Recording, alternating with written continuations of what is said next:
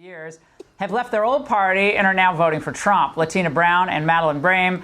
Madeline, good to see you. We'll start with you. You know, she's been vice president for almost 4 years. Yeah. Obama was president for 8 years as a black man. So is playing the race card here really a smart strategy? You know, thank you so much, Laura, for having me once again on your show.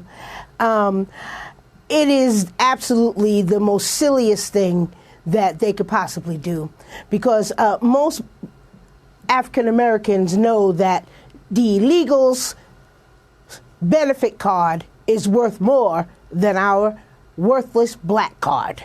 So why would we care about who Kamala Harris is, about her race or her gender? Her color has nothing to do with the failed policies that she has championed and stood on for 3.5 years. Now, people have called Kamala the DEI candidate, but Democrats, they don't like that.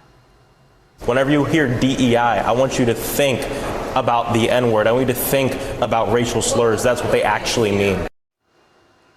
Latina, when you hear DEI, think of the N-word?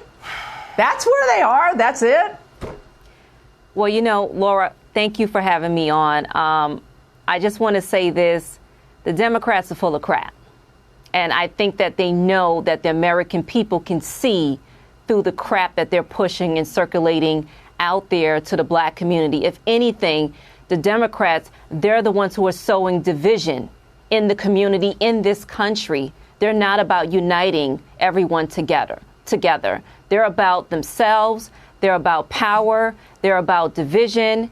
They have their own agenda in place. And this thing has been in the works for years. It's just that now it's coming to light and people are starting to wake up. They're opening up their eyes.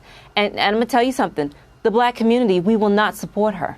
Nope. You know, they can try to race bait us. Nope. They can try to push the gender agenda. Yeah. You're going to look real crazy being on the other side of that line, particularly as a person of color. But really as anyone who claims to have any connection to the culture. You're going to look real weird and real lonely on that side. Every time I turn on the TV, it's MSNBC, CNN talking about, oh, she could be the first Black South Asian woman president.